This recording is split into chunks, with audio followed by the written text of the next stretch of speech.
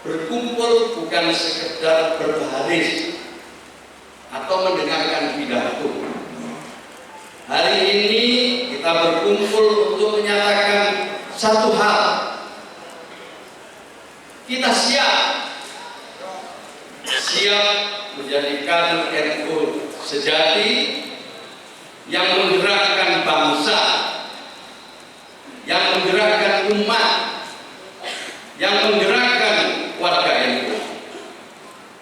Kader NU bukan sekedar nama di daftar keanggotaan. Kader NU adalah jiwa yang berakar pada akidah Ahlus Sunnah wal Jamaah, bertumbuh dalam tradisi ulama, berbuah dalam kerja nyata untuk umat dan bangsa. Kader NU adalah benteng, bukan hanya benteng agama, tapi juga benteng kebangsaan.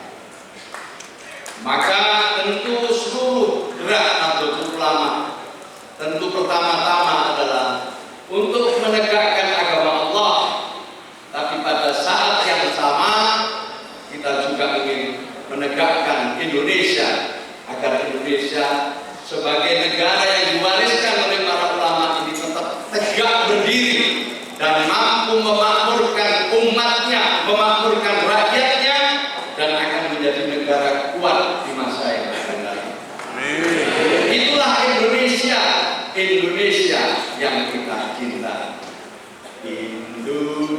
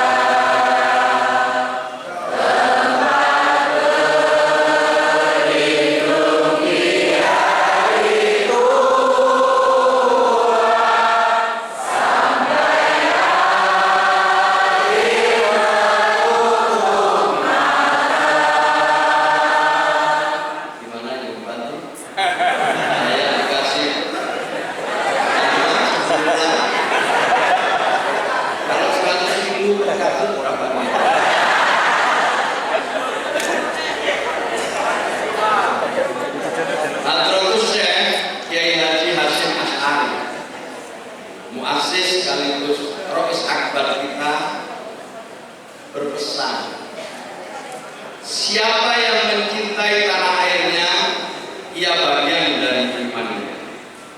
Beliau menerangkan dalam bahwa membela Indonesia adalah bagian dari saya. Kiai Wahab Abdullah, sang organisator dulu, mengajarkan kepada kita bahwa bergerak itu wajib, diam itu mati. Maka kader NU harus bergerak, berinovasi, memperbarui cara berdakwah dan menghidupkan umat. Tentu itu semua tidak cukup dengan bernostalgia. Kita harus menjemput masa depan dengan kerja nyata.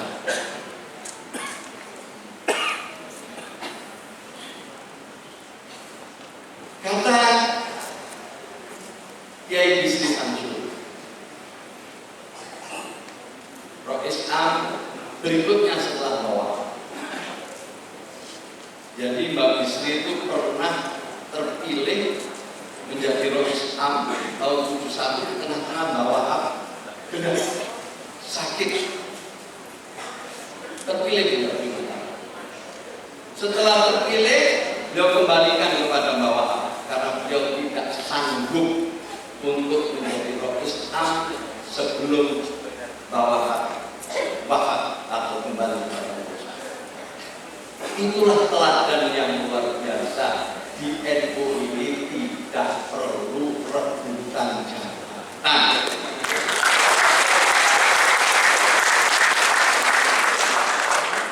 Kita para kader-kader ini harus sadar, tanpa kita pun NU akan tetap hidup, NU akan terus berkembang karena Jam'iyah kita ini didirikan dan dikawal langsung oleh para wali-wali Allah, para kekasih-kekasih Allah yang telah memilih hidup takut kepada Allah daripada kepada yang lainnya. Maka itu sebagai kader kita harus tanamkan ini dulu dari awal. Jangan merasa NU ini kalau nggak ada saya, NU akan mati. Sekjennya bukan Saifullah Yusuf, NU akan terus maju. NU akan terus menjadi satu organisasi yang menjadi cahaya bagi bangsa Indonesia. Ini penting saya sadari untuk teman-teman sahabat-sahabat saya, para kader penggerak. Jadi kita tidak boleh bikin mongso. Ya, sekali lagi tidak boleh bikin mongso. Lebih-lebih kalau kita belajar kepada para pendiri NU. Yang dipilih itu NU.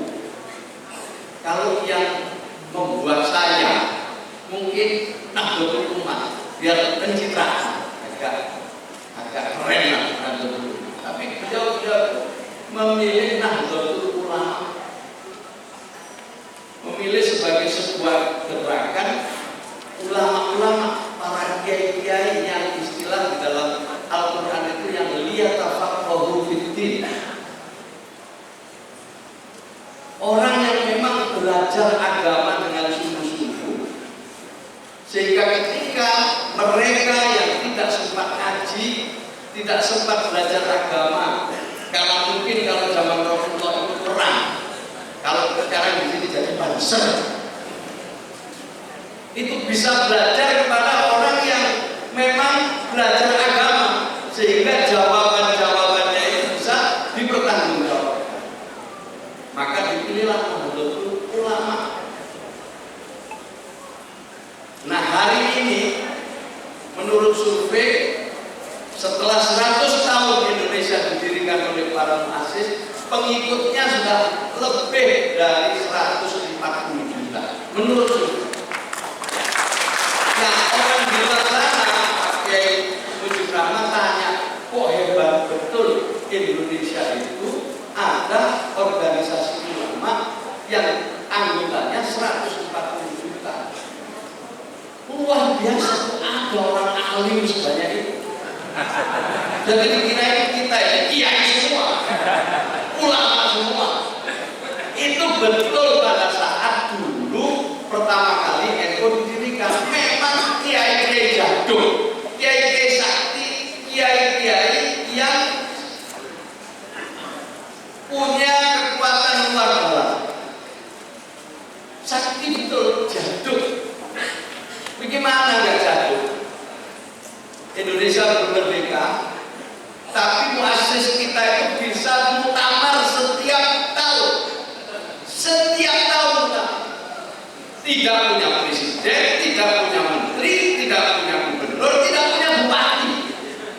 Tapi beliau-beliau itu bisa muktamar setiap tahun. Itu kalau nggak sakti benar nggak bisa.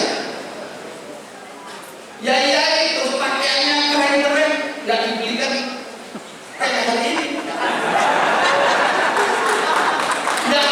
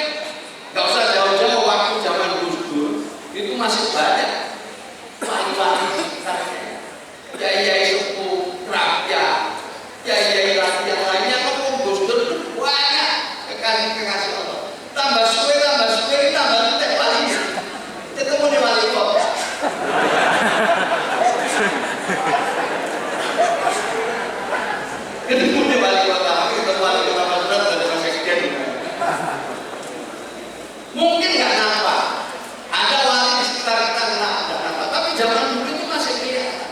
Makin lama makin enggak. Maka kalau dulu kiai-kiai kita itu langsung dikader oleh guru-gurunya dan kemudian mewariskan jamiah yang begitu luar biasa selama 100 tahun ini, pertanyaannya bagaimana dengan 100 tahun kedua ke depan dengan wali-wali yang makin berkurang? Maka solusinya tidak lain adalah kita harus memperkuat kaderisasi. Diperkuat kaderisasi. Bikinlah BDPKBNU, ada BMKNU, nanti ada Akademi Kader Nahdlatul. Mengapa? Supaya kita punya kader-kader yang terlatih sehingga nanti bisa berprestasi lebih bagus dibanding dengan muassis. Itu karepe awake dhewe. Nanti nggak tahu hasilnya, ditunggu 100 tahun lagi. Mudah-mudahan panjang umur semuanya. Amin. Ya. Ini gambaran apa? Oke. Paham ya? Kenapa kita sekarang bikin kaderisasi ini? Karena salah satu alasannya kalau dulu nggak pakai kaderisasi kan memang sakit semua. Tapi sekarang ini kadernya seperti saya sampai-sampai ini. Halo. Kadernya ini seperti saya, seperti saya. Ini kira-kira 100 tahun yang ke depan ini seperti apa? Kemarin itu ada pertanyaan yang sangat sulit. Ini soal Muhammadiyah. Kemarin Muhammadiyah kan merilis sebagai organisasi dengan kekayaan hampir 500 triliun. Jadi Pak Kadin Sos ini bikin pusing kita. Lalu pertanyaannya kan bergantung terus, gimana itu? Ini Muhammadiyah sekian, ini sekian, gimana itu? Ini kok nggak jelas, nggak tertulis. Saya jawab, yang tidak tertulis itulah semua milik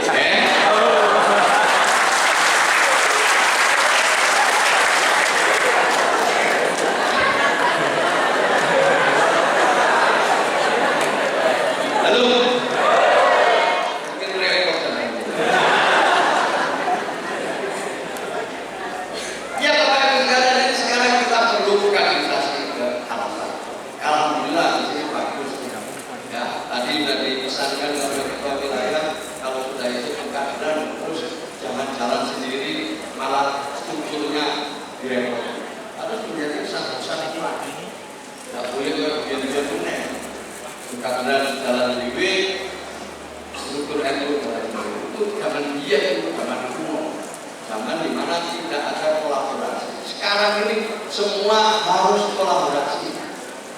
Pemerintah ini sekarang sejak awal berancang oleh Bapak Presiden untuk menghilangkan ego sektoral.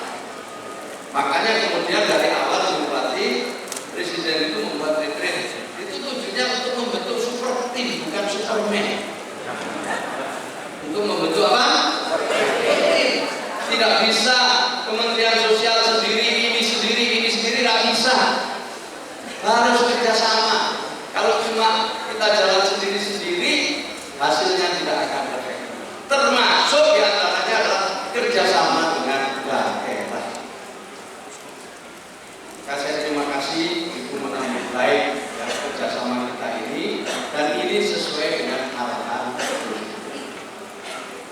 Menterinya Presiden ini harus jadi satu kesatuan, tidak boleh terpisah. Sekarang kami juga itu harus sama bareng-bareng. Jangan ada yang membangkang isu yang tidak penting-penting itu yang membuat kita tidak semangat untuk mengabdi di lingkungan Nahdlatul.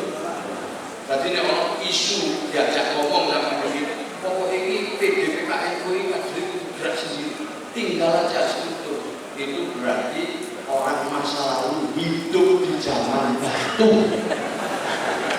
Giling-giling dong, masalah ekonomi yang kelas itu. Terus gak abad 12 itu. Gak abad 12, bukan warna NU abad ke-12. Kita harus konkret ke depan. Pak Ketua, KTG rumah sakit bikin statusnya jelas.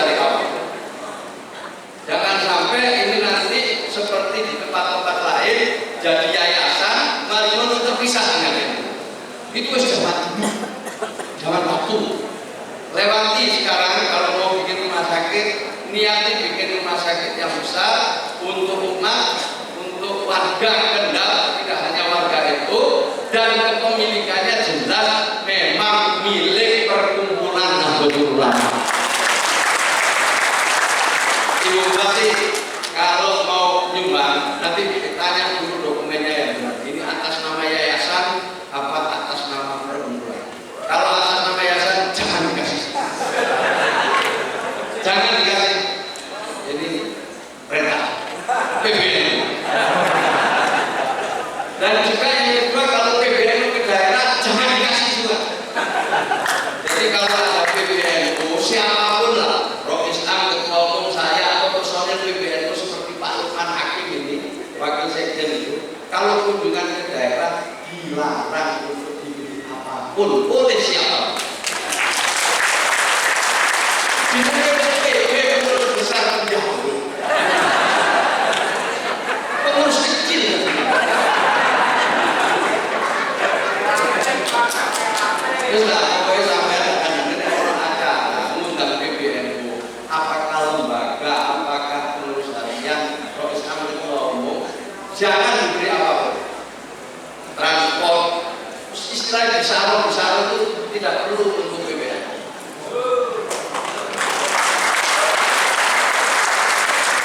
Kecuali saya mengundang pengajian, ya, undang tol, ya, tapi kalau organisasi seperti ini, saya atau siapapun jangan dikasih apapun, Pak.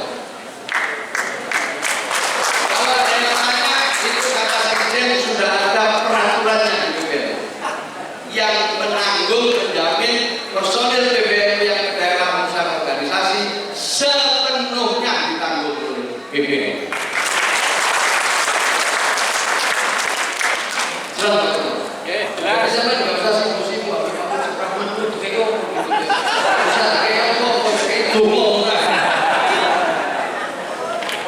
Jelas ya? Jadi itu juga gitu nanti. Bu, saya mohon ini statusnya lebih jelas. Saya sudah pusing dengan PBNU yang lain itu ngurusi status tanah milik NU yang di atas namakan yayasan.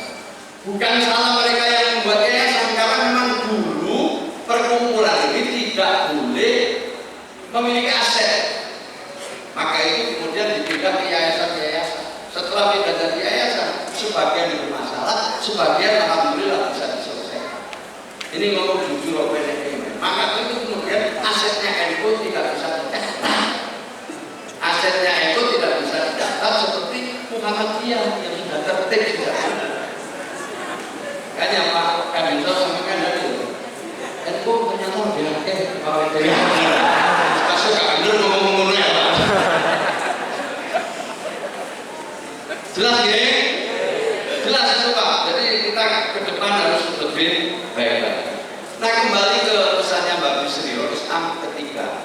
Jadi Roh Akbarnya itu Yai Hasim, kemudian dilanjutkan Muhammad. Roh ketiga ini Mbak Bisri satu. Bisri itu dengannya ya masih dekat lah sama saya. Agama dan negara tidak boleh dipisahkan. Keduanya harus saling menguatkan.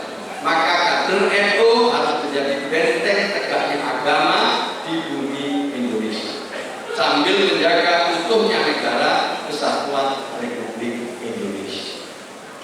Bapak Ibu dan saudara-saudara sekalian yang saya hormati, kita mencintai Indonesia bukan karena kebetulan lahir di sini, tetapi karena Indonesia adalah titipan Allah, medan juang para ulama, arena pengabdian kita. Indonesia adalah rumah besar kita. Menjaganya adalah ibadah, membangunnya adalah jihad. Bapak Ibu dan saudara-saudara sekalian yang saya hormati, untuk itu saya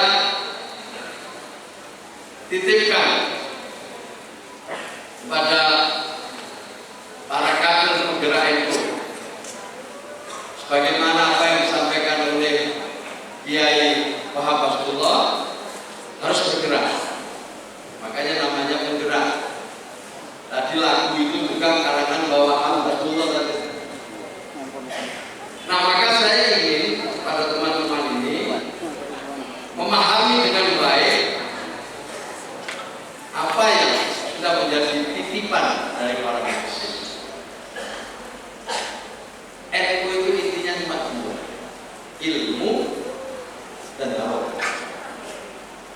ilmu dan barokah ini loro.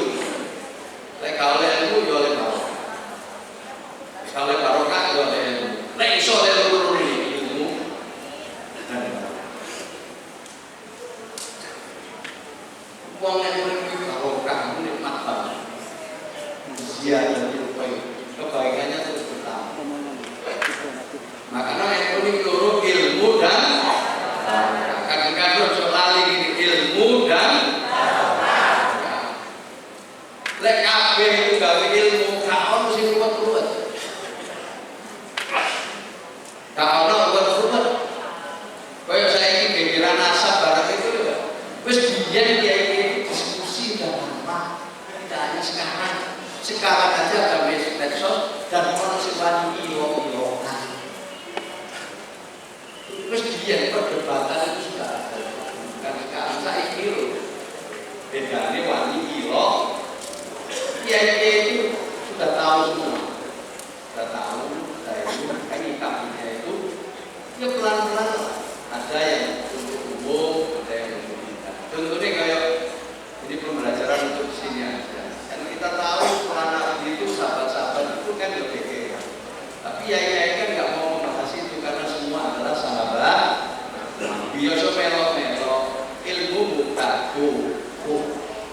Halo. Ini kan soal akhlak. Ini soal akhlak. Saya kira enggak ya, kami tantang. Bahkan sampai membawa organisasi. Jadi wis kabeh iki ada keyakinan pelajari ilmunya dengan baik. Kalau ada perbedaan berarti kita enak. Ndek ini sini perbedaan kok Pak. Saya sering cerita terawih itu aja ya kita berbeda-beda. Ada yang berpendapat baik itu 36, ada yang 11, ada yang terakhir Ansor itu nggak terawih nggak apa-apa pendapat. Tapi asal agama mayoritas kiai itu kan bersepakat untuk bangun negara. Maka yang jadi pedoman kita adalah asal. Apa tidak ada perbedaan kiai? Berbeda, tapi saling menghormati umat terawihnya 23. Enak loh Pak, nggak usah susah-susah. Misalnya hari raya Idul Fitri, ada loh kiai-kiai itu yang sudah bagaimana dia. Dan kiai kemenangan bukan kiai. Cuma tidak diumumkan karena sahabat Allah menyatakan menunggu keputusan pemerintah. Tapi ada beberapa itu yang terbanyak bareng dengan Muhammad. Tapi ya wis kadung tutur-tutur tiga PDIP tidak diumumkan. Mayoritas menunggu pengumuman pemerintah. Kan sebenarnya kalau ada loh, enak loh kayak dewe itu, buat sih harus. Tapi kadang-kadang di sini saya kasih tahu ada Abdillah sama sekali ngaji. Orang-orang bagi soal akhlak, kalau ngalor itu pamannya kan ya tahu itu tetap itu ada, tapi guyone ya itu satu kali coba itu pamannya hanya Nabi yang setiap hari Senin diberi dispensasi untuk rekreasi keluar dari malam. Lek ngaji nenek gampang barang kali menyikapi. Tapi di ini enggak, sing tak penting diurus, sing penting malah dilupakan. Kader penggerak tidak boleh seperti itu. Kader penggerak harus tahu apa yang dilakukan dan tahu mana yang harus disimpan, mana yang harus di depan dan mana yang harus di belakang.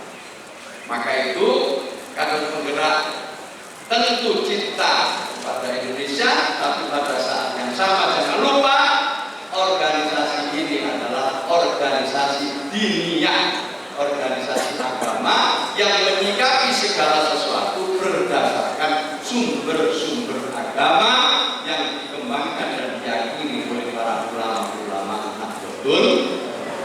Jelas ya? Terakhir, karena saya langsung terakhir aja. Nanti tak bawa, silakan dibawa pulang apa yang saya dapat ini. Nanti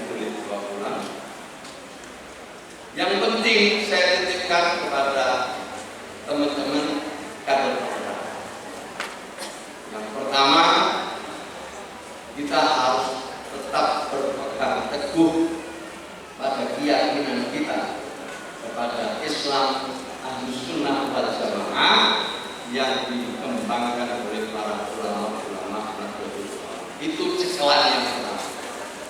Cekalan yang keduanya, pada saat yang sama kader-kader penggerak ini adalah persembahan dari NU untuk Indonesia.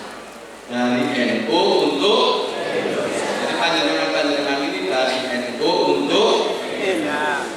Yang ketiga, terakhir, Bapak Ibu sekalian, saya ingin kader-kader penggerak ini terus berinovasi, melakukan kegiatan-kegiatan sesuai dengan kebutuhan di daerah masing-masing.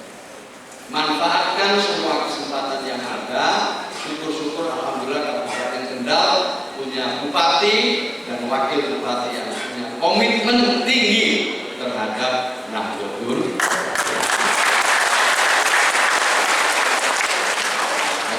Alam Ibu Bupati aku tak bagi mantul.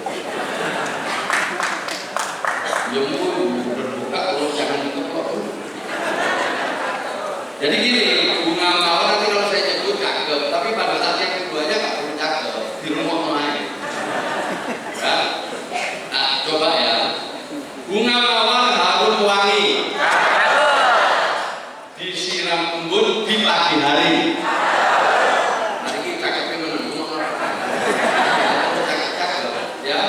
Kader NU bangkit berdiri, siap berjuang untuk negeri ini.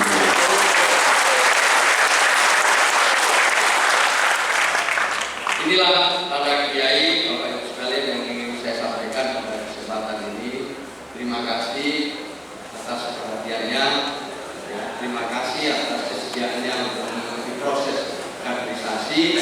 Tingkatkan nanti kalau ada kesempatan juga kalau bisa ikut PMK.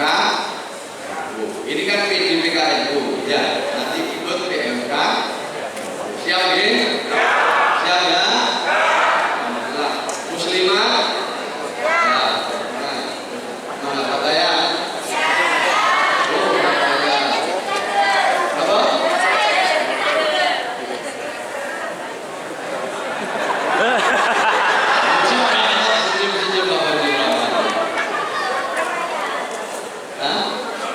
IPPNU ada? IPNU ada? Ansor.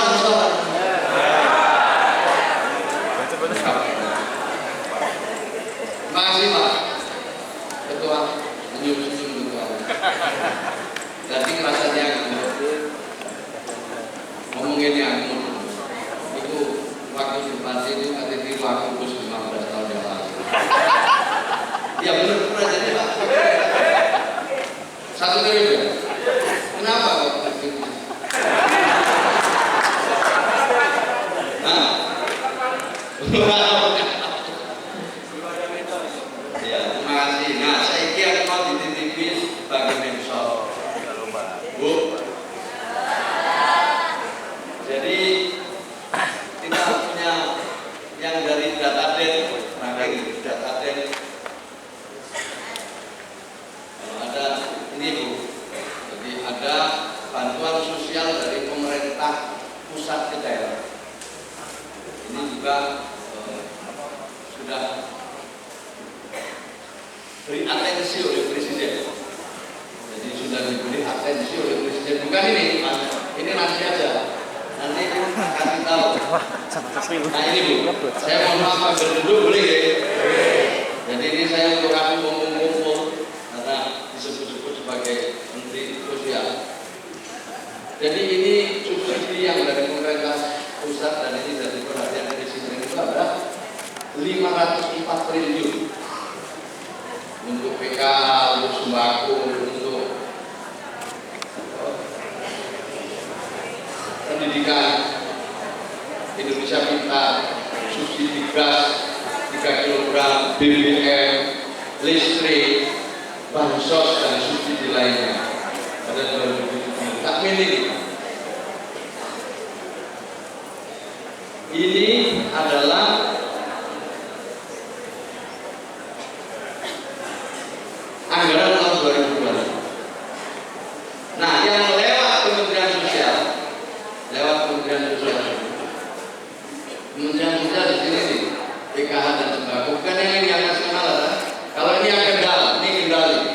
Kendal itu kita memberikan dukungan kepada 83.995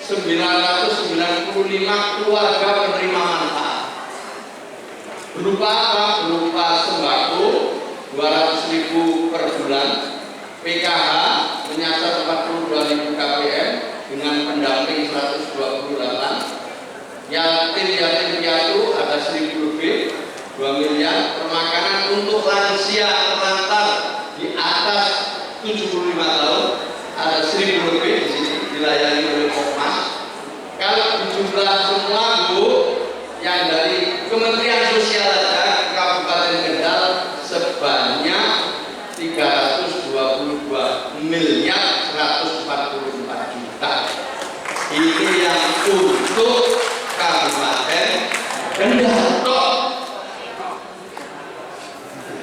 Nek 30 miliar enteng. Yo enteng maksudnya menurut panjenengan, tapi menurut APBD swadot itu luar biasa. Tepuk tangan untuk bukti. Jadi ini dalam survei ini by address yang akan kita perbaiki terus jalannya. Ibu nanti bisa mengusulkan kepada kami setiap 3 bulan sekali kalau ada warga-warga ini yang memang layak dapat tapi nggak dapat, atau yang sebelumnya dapat kemudian tidak dapat. Setiap 3 bulan kita akan revisi, nanti saya kasih tahu caranya. Tapi semua itu saya mintakan tanda tangan Ibu Bupati. Jadi Ibu Bupati sebagai kepala wilayah di kabupaten ini harus mengetahui apa yang dikerjakan oleh pemerintah pusat dan sekaligus kita gandeng tangan untuk menyelesaikan kemiskinan di Kabupaten Kendal. Jadi kita bagaimana dulu sendiri-sendiri, dulu Bupati nggak tahu dikasih tahu ini.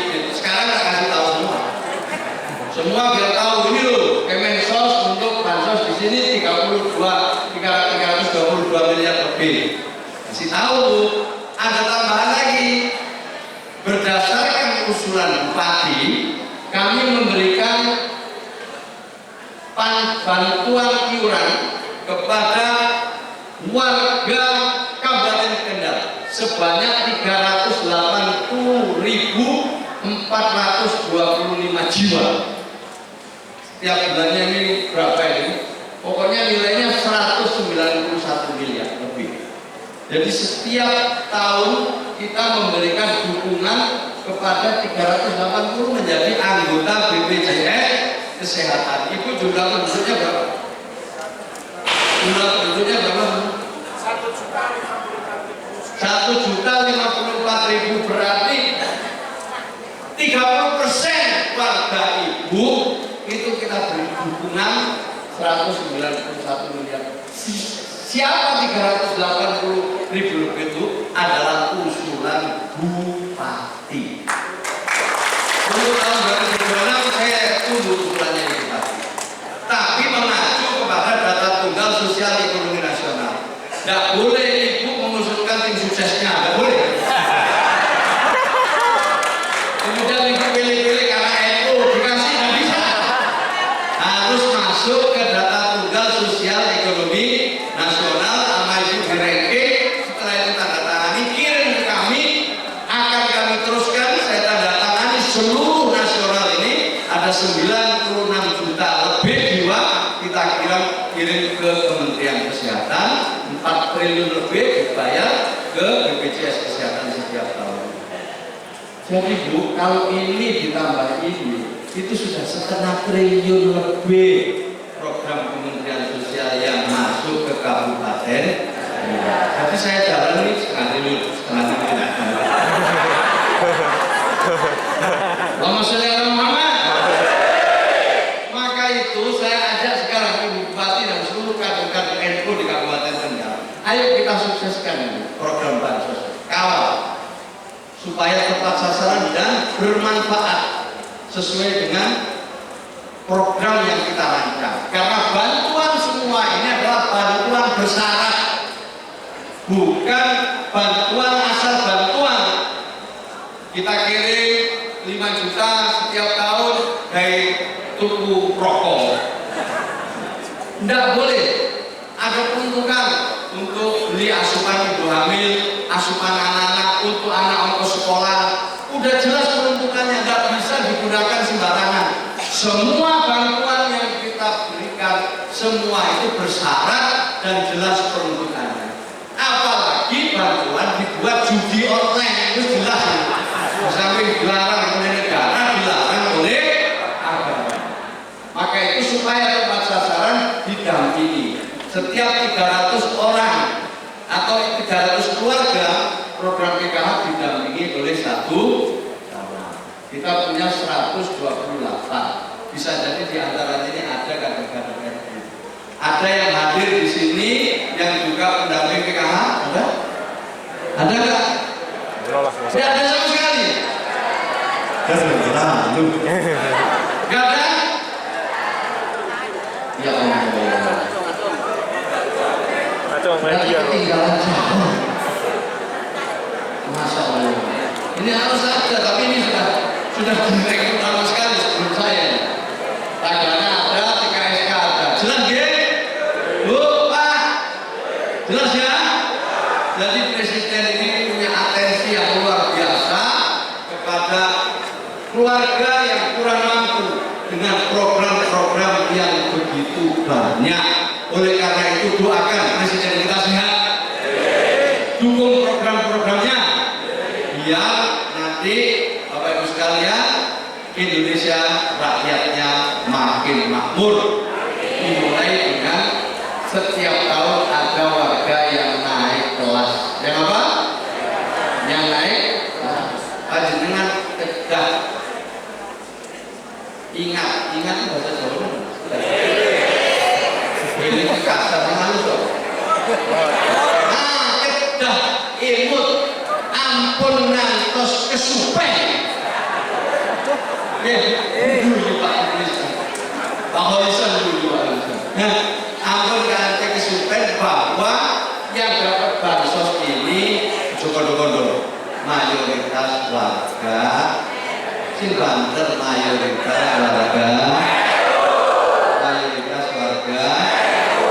Kalian teman yang kita ini kader-kader bergerak ini. Lajistu suka kayak gaya. Sing diurus Lumajang, bencana Kororono, parkir diri tak diurus. Lajistu Kendal suka kayak gaya, ngurus Palestina. Waduh, yang diurus oleh Lajistu pusat, biar diurus PBNU, bantuan ke Palestina, bantuan di daerah-daerah lain jika terjadi bencana, biar diurus oleh Lazisnu PBNU, Lazisnu Kendal, Lazisnu Jawa Tengah. Ojo kakean gaya, urusan wargamu dewe yang masih butuh bantuan.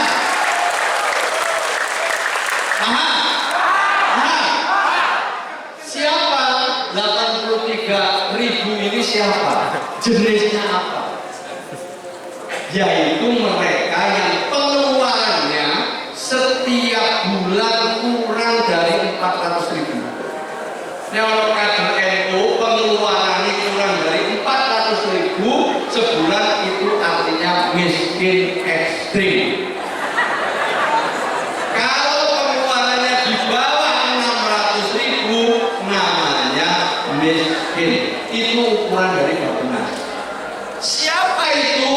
Lek sampai jujur, sebagian besar adalah warga sing banter, warga.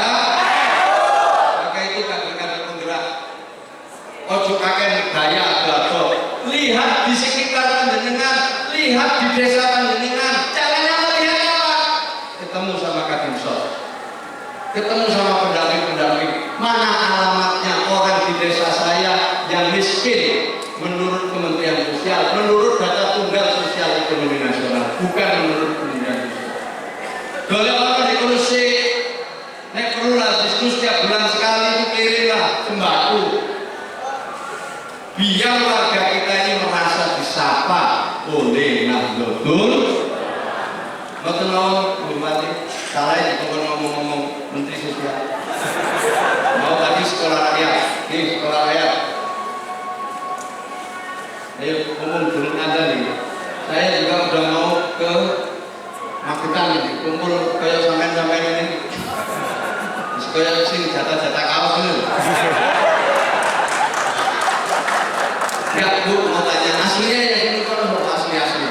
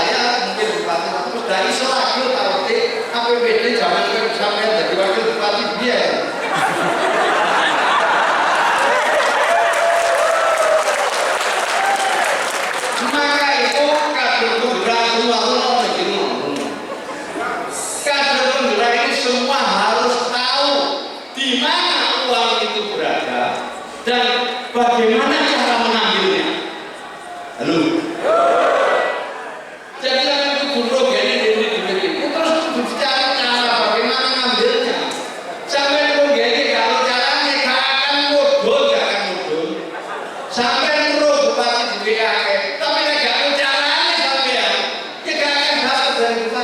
kudu ngerti caranya. Ini bupati wayahe gawe perencanaan pemerintahan. Bupati visi misinya yang pertama ini. Kudu ngerti. Wah, nanti Robi nanti ketua DPRD, ini ketua DPRD. Nah, itu gaya siapa DPRD? Karena dia juga menyusun anggaran harus dengan DPRD ya Pak. Ini tidak boleh ngomong. Gak iso, harus tahu ya. Ngomong-ngomong ini guru-guru kayak proposal. Ada bupati lu proposal. Harus ngerti jalan. Memang sekarang modelnya sudah seperti. Nah, sekarang ini Bapak Ibu sekalian, ini presiden, ini asli gagasan presiden. Dan saya ngajak NU ke depan, mari ini kita tiru. Mari kita tiru bikin sekolah untuk rakyat miskin sekaligus mencari pembiayaannya. Jadi untuk asal dari rumah sakit, kalau itu nggak dipikir pembiayainya. Dari sekolahan nggak dipikir bagaimana membiayainya, kecuali nanti minta kepada wali murid. Itu masa lalu. Sekarang kalau kita mau bikin sekolah, pikirkan juga cari beasiswa untuk mereka yang akan sekolah di situ. Itu pikiran ke depan. Contoh yang sudah melaksanakan itu UNU Yogyakarta. Jadi UNU Jogja itu menerima murid itu sudah ada pihak yang mau membiayai memberikan beasiswa. Ke depan harus begitu cara berpikirnya. Halo, mari, halo, silakan mari berpikir keras bagaimana ke depan. Inilah gagasan Presiden Prabowo, sekolah rakyat, nanti bisa ganti namanya tapi sementara ini sekolah rakyat. Gagasan Presiden Prabowo untuk memuliakan keluarga miskin dan memfasilitasi kebangkitan kaum cilik menuju Indonesia emas tahun 2045. Tidak mungkin Indonesia emas tercapai kalau kaum cilik keluarga miskin tidak bangkit. Tidak mungkin. Dan NU harus ikut dalam program ini. Cari cara orang miskin di sekitar kita bisa sekolah. Presiden memulai menyelenggarakan sekolah rakyat. Langsung. Ini potretnya Bu. Yang dua berangkat sekolah, yang lima berangkat pemulung. Mereka adalah orang Indonesia, lahir di tanah Indonesia, lahir di Kendal, 500 meter dari kantor bupati. Oh, bukan Pak. 100 meter dari kantor cabang Nahdlatul Ulama. Mereka ini orang miskin dan kata Pak Nuh itu ketua formatur sekolah rakyat. Kata Pak itu dari wong larat itu sudah enak. Nemen gak enak dari wong larat. Nang rumah sakit BPJS kesehatan kok ngantri di bumi. Dinyel-nyel. Pokoknya gak enak. Berarti kuali dumoni sesuatu nanti. Ini jangan insya Allah itu. Maka jangan sampai mereka mengaku kepada Allah. Jangan sampai mereka sambat mengikuti Allah karena NU tidak peduli sama mereka. Lebih baik kita ambil inisiatif supaya doa ini gak sampai langsung kepada Allah Subhanahu wa Ta'ala. Maka ini sama lihat ini masih ada di sekitar kita. Ini presiden luar biasa dia lihat. Berikutnya, kalau memulai SD, anaknya terus SD, maksimal sekolah SMP adalah ini Bu statistik yang benar, bukan saya. Ini statistiknya. Artinya, bapaknya melarat, ibu melarat, oleh besar melarat. Akhirnya anak bermantunya, gue tutu. Namanya miskin itu.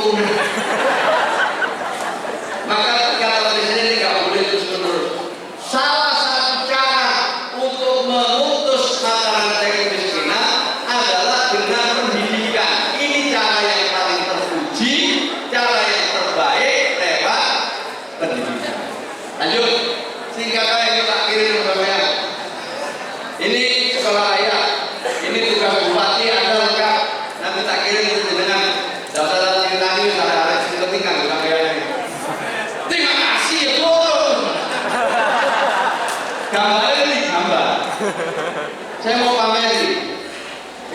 ibunya yang urus ya Ibu Bupati, siswanya yang sudah sekolah di sini, siapapun ada dari akademik, pokoknya sehat, akreditasi lulus, orang gede, lembu, yang tantangan Bupati. Ini nanti ruang kelasnya. Ayo bangkit, pikirin sekolahmu. Nanti di setiap kabupaten ada sekolah rakyat dengan fasilitas internasional seperti ini. Untuk siapa? Untuk mereka yang miskin. Anak bupati tak oleh, anak kepala dinas tak oleh, konco-konco ini tak oleh. Yang oleh adalah miskin ekstrim yang masuk desil 1. Desil 1 itu adalah 10% masyarakat terbawah. Datanya sudah ada, by address termasuk foto rumahnya lengkap. Nanti tak kirim, nang itu gelon, pelajar ono nggak tombol kira-kira sing masuk desil 1. Kalau ada wajib Pak Ketua, lanjutkan memberikan dukungan kepada mereka yang berada di paling bawah di struktur penduduk Indonesia, di struktur penduduk kabupaten. Wes saya dari pun istilah ini dimotivasi oleh Presiden, maka itu saya ajak untuk bergabung di sini. Muhammadiyah sudah pasti lah Pak, ini acara itu suran ya ngomong kan. Begitu Pak Kang Jos. Jelas ya? Jelas? Dan cukup Ibu Bupati terlalu lama ini. Kalau saya biasanya 1 jam ya 200.000 dolar.